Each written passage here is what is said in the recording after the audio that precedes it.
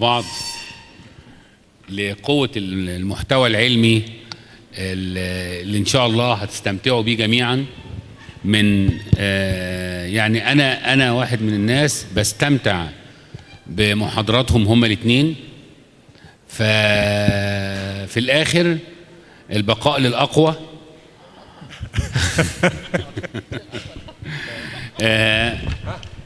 لحد بس ما دكتور أحمد يجهز.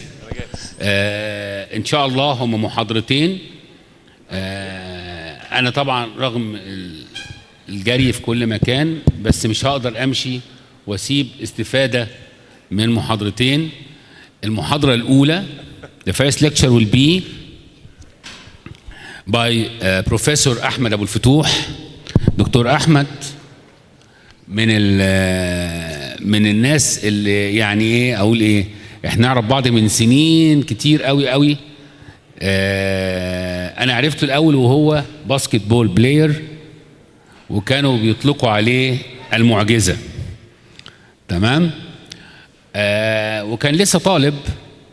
بعد كده اكتشفت ان الدكتور احمد، قلت لا لا لا اللعيبه انتوا عارفين يعني مش هيكملوا ومش هيعملوا حاجات زي كده. فوجئت بعد كده ان انا عندي another miracle in implantology and periodontology. ويمكن اول ما رجع، لسه بيفكرني من شويه، اول ما رجع من امريكا في 2004 اول محاضره عملها outside his institute كانت في اكتوبر 6 يونيفرسيتي. في الحقيقه انا سعيد جدا جدا بدكتور احمد ابولفتوح. Thank you. Please welcome دكتور احمد ابولفتوح. Thank you very much. Thank you. The title of his lecture will be The Art of Accuracy in Immediate Anterior Implant. إن شاء الله we'll enjoy such a lecture اللي هي هتضيف كتير جدا جدا للكلينيكال سكيلز لكل قاعدين. شكرا دكتور أحمد. ميرسي دكتور محسن. هي thank you very much. I'm very honored to be here. I'm very honored حقيقة بالinvitation. Thank you very much to all of you to be here. Thank you دكتور هريدي إنه خلاني أطلع الأول. Thank you very much. طيب before I start أنا طبعا يعني الهيستوري اللي قالها دكتور محسن الحقيقة هيستوري جميلة، ويمكن كان بينا أيام جميلة زمان وإحنا صغيرين. And it's very interesting. طيب to go ahead and talk about the art of accuracy in immediate anterior implants. قبل ما أبدأ I want just to give my gratitude للتيم بتاعي الجميل دوت الانستيتيوت بتاعتنا الانترناشونال دنتال كونتينيوينج إيديوكيشن. الحقيقة التيم ده بقاله معايا تقريبا 16 سنة، في منهم ناس بقالها معايا أكتر من كده، منهم ناس قاعدين هنا.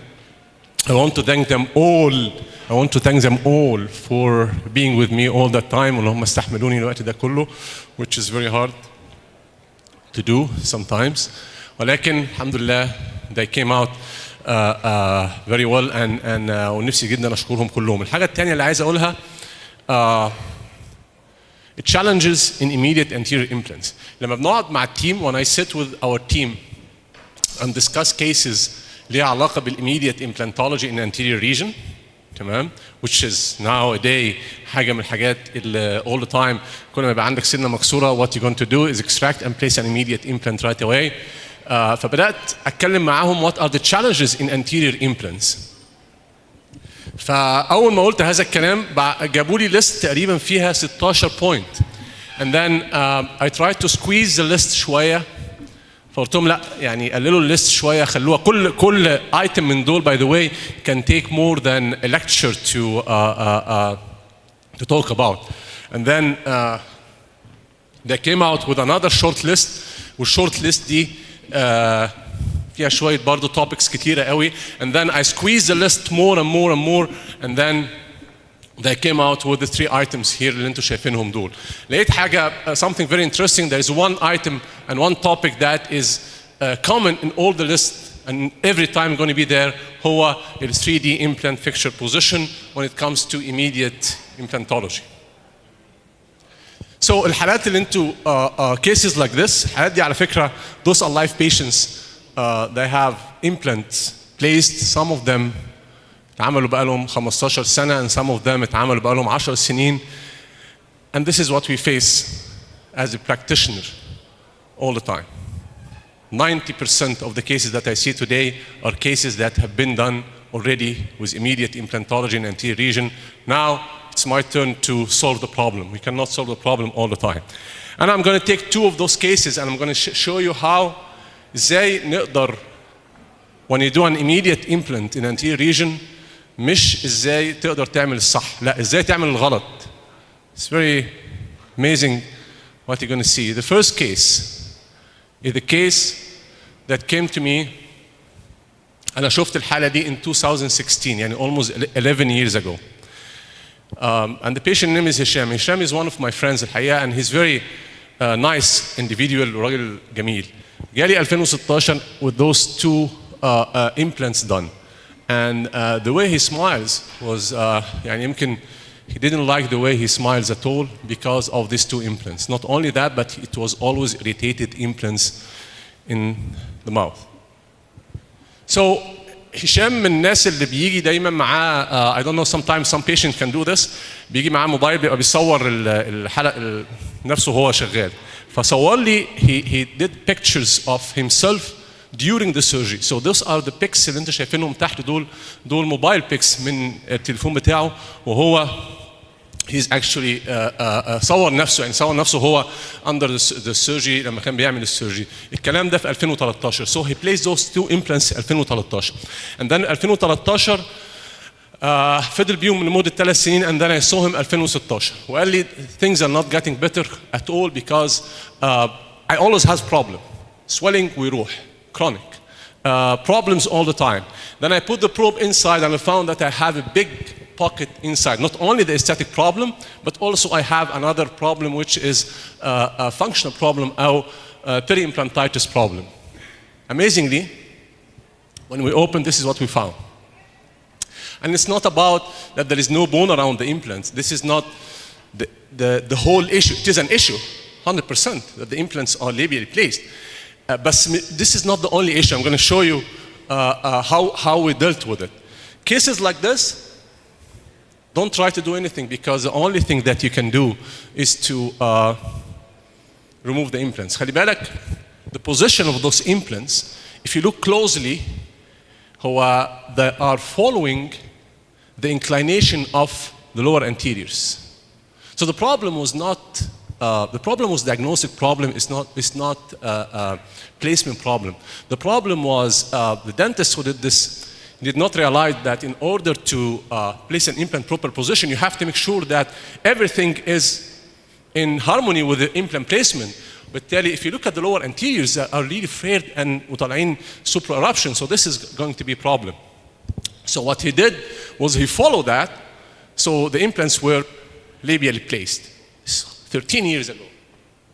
So this was the position of the 2 implants. You can see he placed just the implant and طبعا wrong placement as you see here.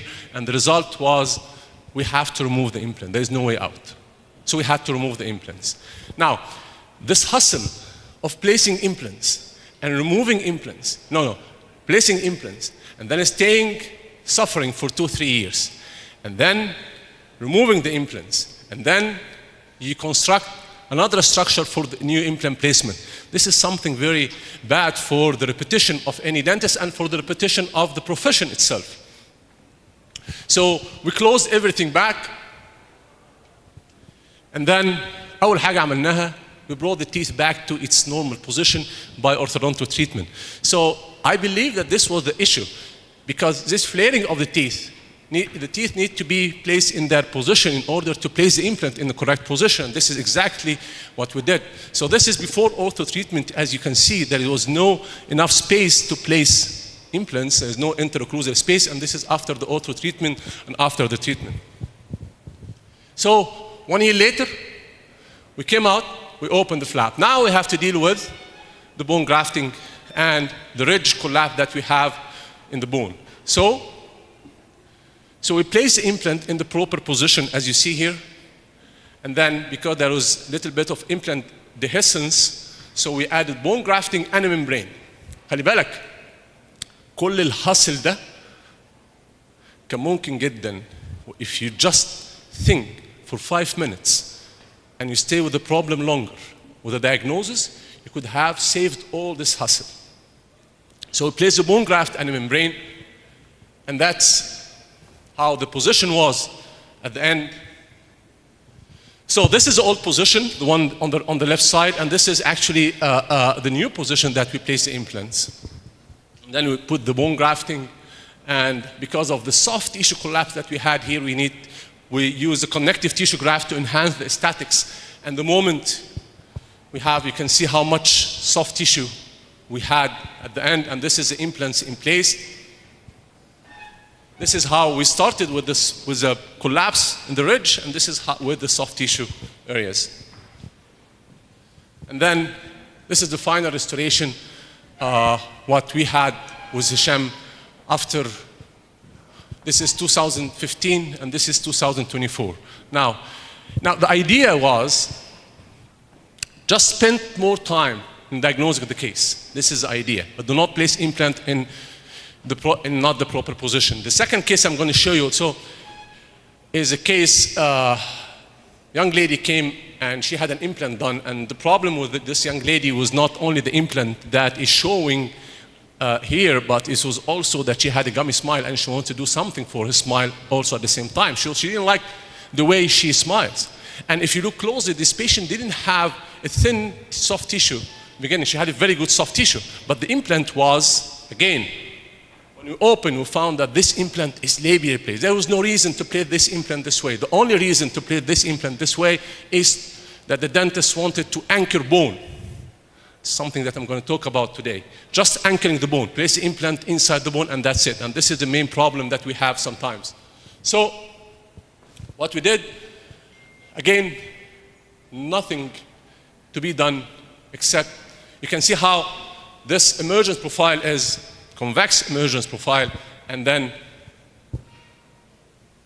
so we had to remove the implants. There's no way out. Those implants are irreparable. Position problem, anterior maxilla is irreparable. So we had to remove this implant, and again, now we had to do a little bit of soft tissue manipulation here in order to close this space, and I use a piece of connective tissue again, and then no implants was done at that time, and then I waited for another 3 months. 3 months later, what I did, again, the same thing. I placed the implant, bone graft, and a membrane. This is very costly for the patient because the dentist did not realize the first place that he placed the implant wrong. So all this hassle is because of the wrong implant placement.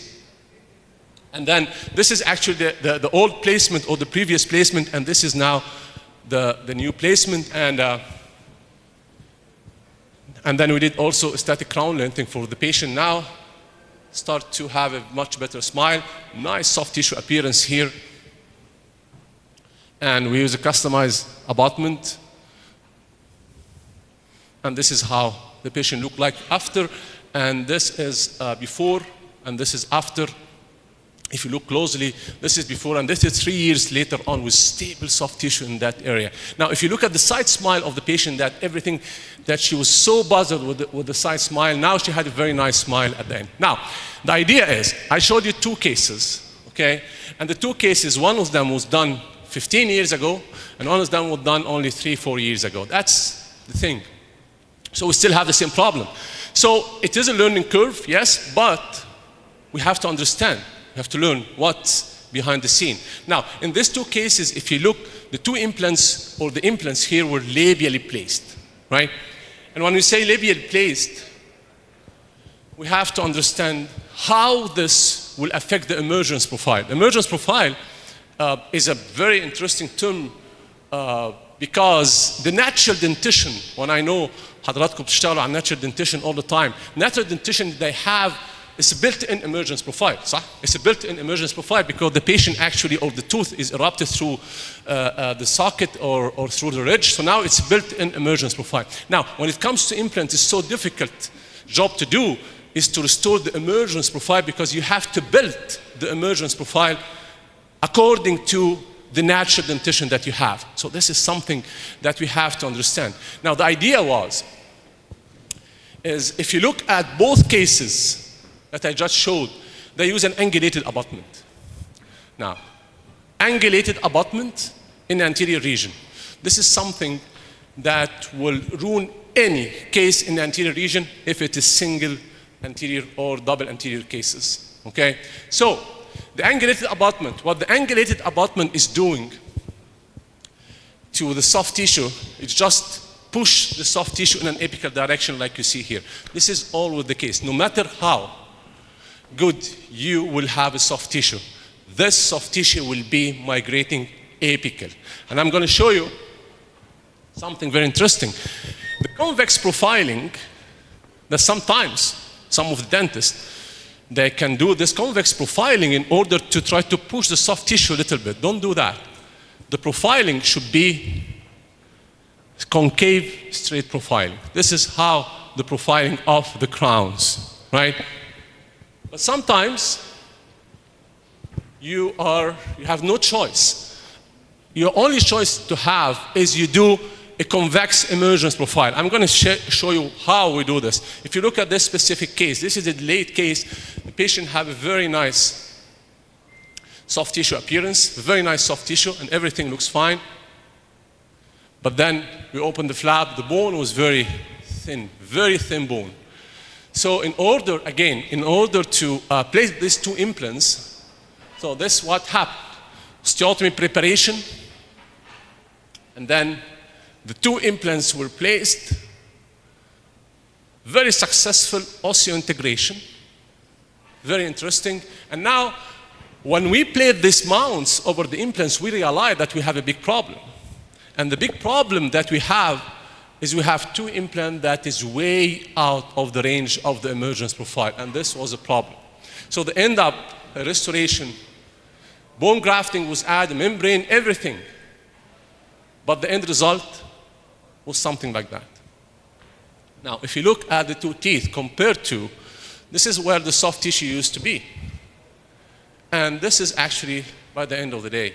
And I cannot say that this soft tissue is not a good soft tissue. It is an excellent soft tissue, but it doesn't matter. And the reason was that this specific case, they use an implant that is out of the range of the emergence profile.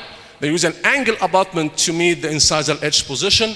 So the end result is a convex emergence profile. There's no way out. So the moment you're going to use an angle abutment, you will have to use a convex emergence profile. And the convex emergence profile will cause a problem to the soft tissue, no matter how thick that soft tissue is. So you have to understand and realize this all the time. I'm not the only one that's saying this. This is a study done, I think in 2021, that convex emergence profile, 64 or 65%, they will cause mucosal recession. So this is something that has been studied already, right? So it's not something new that we are saying, but it's something have been studied. So how to choose the correct implant position in immediate anterior cases? This is something very interesting because all the studies, all the studies, they talk about the implant position in anterior maxilla. There is no one standardized method. There is no standardization. يعني من الآخر, they will not tell you where exactly to place the implant. يعني you go palatal اليمين. طب تمشي مع long axis of the socket وانت بتحط الimplant. Sometimes it works, sometimes not. So we don't have a standardized method. Ma'am. And then remind me 25 years ago. This is something interesting. 25 years ago, this is a Kalmish textbook. This is one of the slides that I used to have during my first lectures 25 years ago. We used to follow before the era of immediate implant placement. يعني حتى لو كان عندك حالة delayed implant placement. Professor Kalmish described this in his textbook. So this is picture from the textbook of Kalmish, the second edition, 1996. And he will tell us the following. That thus you cannot follow the long axis of the root. Not because of the root, but he will say that the tip, the incisal edge position is a little bit palatally placed. So what you need to do is to place the implant more palatal to the incisal edge. Palatal to the incisal edge. This is a perfect position, right? This is 25 years ago, right? So what you would do, ده زمان تروح ماسك الجايد البلاستيك جايد ده اللي ما اعرفش ليه الناس كلها بطلت تستخدمه دلوقتي, and then you put in the patient mouth. Now you have where exactly the incisal edge is, and then you go parallel to that incisal edge, and then you'll be fine. With the era of immediacy, this is a problem. With the era of immediacy, the labial gap came out. So now, and this is a problem, because the moment they told us that this is a labial gap, so you need to place implant in order to have a gap between the implant and the bone. This is actually, so no matter what you do, and if you look at all those cases in the anterior region, this is a gap-driven implantologist. Now, they showed us, and again, I'm going to show you again. So this is the immediacy, okay? And then I'm going to put the labial gap. You see that all those implants were placed virtually in order to leave a gap. How many of them is out of the range of the incisal edge? 6% or 70% are out of the range of the incisal edge. So they created a gap-driven implantologists. And this was a problem. يعني من الآخر لو احنا رجعنا back to 25 years ago where we used to follow the incisal edge and parallel to the incisal edge, this was the correct way to place an implant, no matter what you do. Either it's an immediate implant placement or it's a delayed implant placement, it's a static position. This is what matters. So, يعني تعالوا أوريكم 2 videos كده how we train our students to do implants, all right? So, ناخد الفيديو اللي في العرض ده. So this will be a gap driven, right? This is the wrong position. In order for this position to be correctly, it has to be like that, right? Parallel to the incisal edge. Now, if it's parallel to the incisal edge, you're going to kill the gap, so that's no problem. But this is a static position. تعال نشوف the second one. So here you go, okay, this is not the correct position because now you have to go more parallel to the incisal edge. So this is the correct position. Now, if you look at these 2 cases, you will understand exactly my point, which is every single immediate implant placement should be individualized. Individualized يعني إيه؟ يعني هنا there is no gap, right? There is no labial gap because this is the correct position. Hena, we have a gap. So everything is about placing the implant in the correct position. So 2 years ago, we came out with a study which is very interesting. The study is called the safe angle implant position in immediate anterior region. You can actually have an access to it. So the safe angle concept was based on we need to standardize the method for immediate implant placement all the time. So how we standardize the method, and this was published last year. So what we did was something very interesting. We used the incisal edge position and the root itself. And we tried to make sure that we have what we call the incisor root angle. I'm going to show you how you design virtually your implant position in the 3 position. I'm going to show you a video of the 3 cases with the safe angle position. So the first line is to draw a line with the incisal edge position. Now the second line will be with the root long axis. Once you have the root long axis, now this is called the incisor root angle. So now you're going to move this 2 angle to the cingulum position or a little bit parallel to the cingulum position. Now this is where your implant should be. If you look at the implants, that should be here. So again, it should be individualized because different inclination of the implant and they all are in the correct position. So how to apply this tool? Sometimes I'm going to show you something very interesting. Sometimes when you have a case like this and you want to do an implant in this area in immediate, now the problem we have is you always have this bone. Now this should be the proper implant position. But this proper implant position is not guaranteed 100%. And the reason it's not guaranteed 100%, and I'm giving you tricks that we face clinically every day. And I'm here to show you good cases only, and I'm here to show you the tricks that we do in our practice in order to achieve the proper position. This is what every single one of us need to hear, right? So sometimes when you try to place the implant in that position, it got deviated little bit labial. And why did it get deviated labial?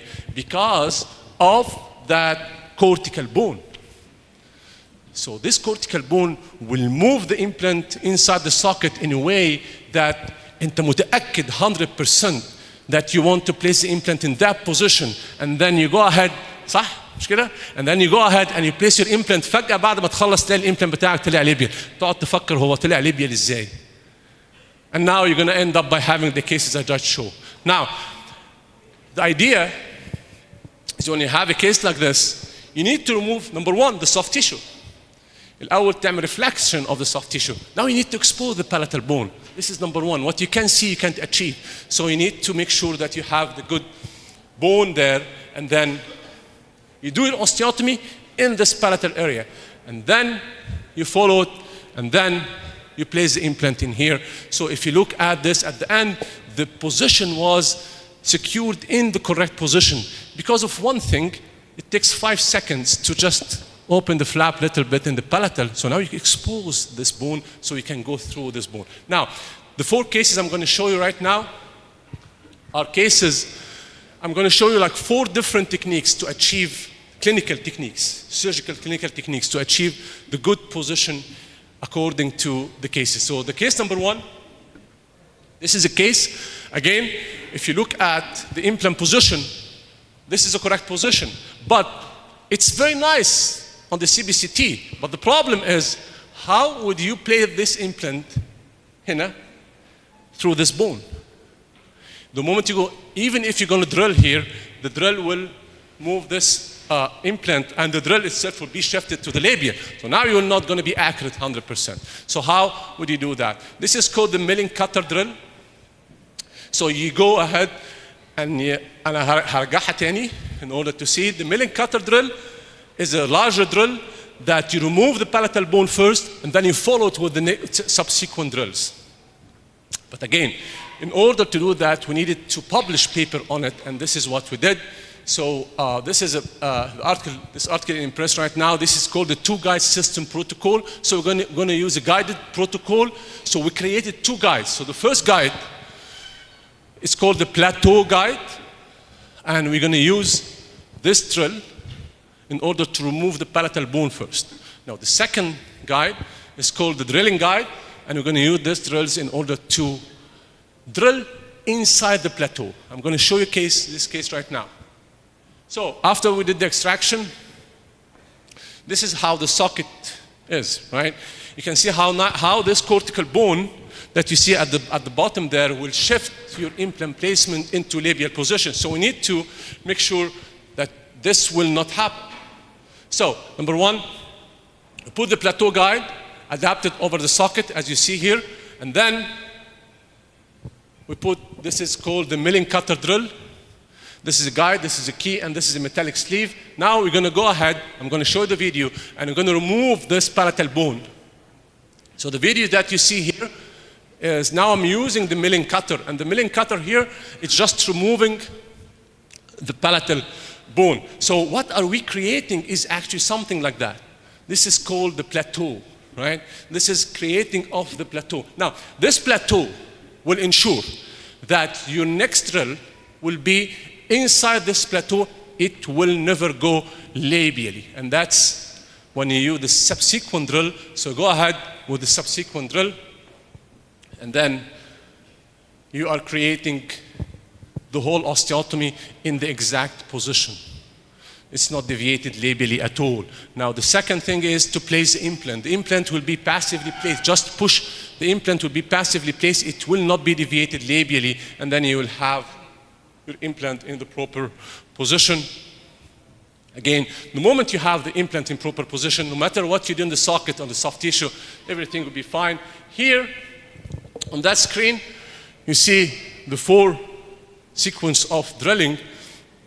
We use a connective tissue graft into this case, and then no primary closure, customized abutment in place, and this is how it looks after. And again, and the crown will screw retained there, and this is how the implant look like very looks natural, 100%. You can see how nice this crown is. So this is emergence profile, proper emergence profile because of the implant positioning. Now, go ahead to the second case.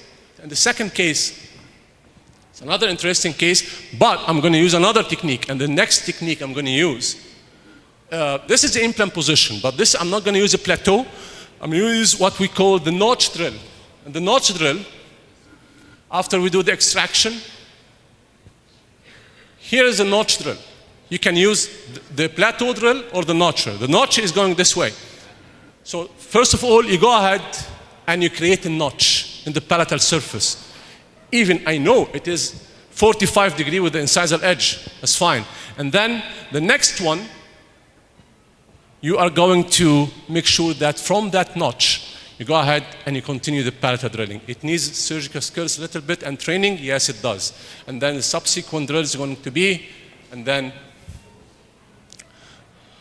the implant will follow that. Now, so this is a video showing it. So in the left video, you can see I'm doing the notch drill first, okay? And then achieving 2 to 3 millimeters in the palate. And then the next drill, you see I'm going to bring that drill back palatal to the incisal edge, and then I'm going to continue drilling. So this is the notch drilling. So let me show you how the notch will be looking like. So this is the socket before the notch. The one there, it's where the notch is. And then this is continuation of the osteotomy, and this is where the implant was done. And in that case, we use, and again, we use a connective tissue graft. And I put the graft in the pouch technique that we did publish this article 2 years ago. And we suture the connective tissue graft to the soft tissue. We did a customized immediate. This is where the connective tissue is. Customized immediate temporization, right? And again, we achieved the exact position exactly where we wanted to be exactly. And this is where the soft tissue look like later on. The emergence profile of the teeth and the implant. And then we have very nice restoration because of the implant position. The third case showing is another interesting case because this patient also will have,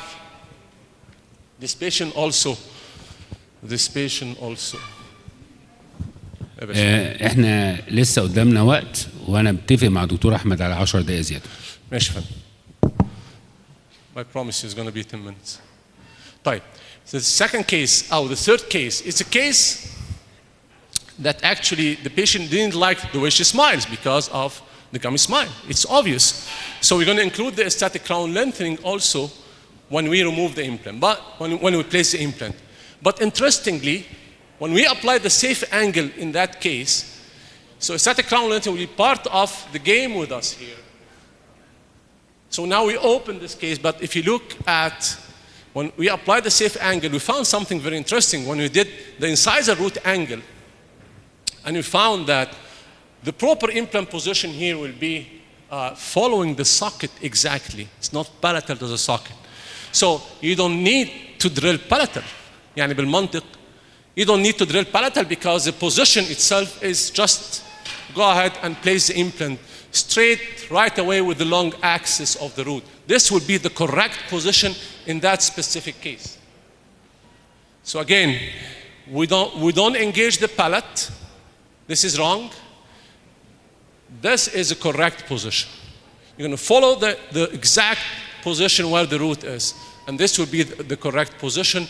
And that's exactly how the implant was. If you look at the fusion, that's when you follow the long axis of the root, in that case, it is exactly palatal to the incisor edge position. This is the correct position of the implant. So this is, again, after the implant placement. Soft tissue looks very good. And then the final restoration was good because this patient had a very blessed with a very good soft tissue thickness in there. So this is before and this is after. So the case number 4, which is going to be the last case, it is very interesting because the challenge here, it's not only that this patient has a socket that is infected socket, but this is not the problem. The problem is not the infected socket. Even if you remove it and you place another implant later on, you're going to face the same problem. And the problem is where exactly you're going to place your implant, the implant position. So we removed the tooth and we cleaned everything very well. Now came the challenge. This implant should be in that position, palatal to that root.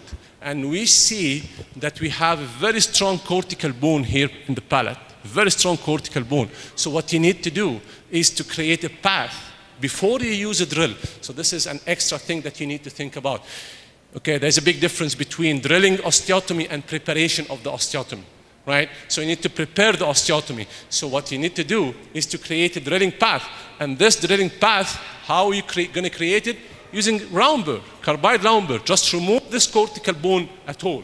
And then you go ahead with the next drill and the next drill. And then you place the implant in that position. So by achieving this, you can see just by creating this path of drilling, you place the implant palatal to the incisal edge. This is the exact position where it's supposed to be. So that's, again, this is the implant in place, put bone graft, and then soft tissue over with no primary closure. This is how the temporization looked like after. And this is how the nice soft tissue looks later on. And the patient had a very nice restoration after it. So again, look at the nice soft tissue, and the implant was in the proper position. If you look closely, this is how we started, and it is afterward. And this is a fusion. If you superimpose both, you're going to see that we have the correct position, the position that is a static position. So I showed you today 4 different techniques of achieving the correct position depending on how the socket's anatomy are. For example, you can see you can do the plateau drilling with a guide or not. You can do the notch drilling. You can do the straight long axis drilling if the anatomy allows it, or you can do the palatal pathway drilling. And this is something that we do either freehand or we use a guide. So the 4 cases I showed you today, they all were placed, the implant will place in a very good position, and they all share one thing, which is the safe angle position. So achieving the safe angle position, this is the way it should be. I want to thank my team again, and I want to thank you all for your attendance. Thank you very much for that. Thank you. As I promised, يعني محاضرة أنا شخصيا يعني قاعد مستمتع لدرجة دكتور شيرين بتقول لي هو الراجل ده رجع من أمريكا ليه؟ في الحقيقة طبعا دكتور أحمد من الناس اللي فعلا regardless of his skill as an implantologist لكن هو lecturer from the first class. Thank you very much. Any questions? Thank you very much. Thank you.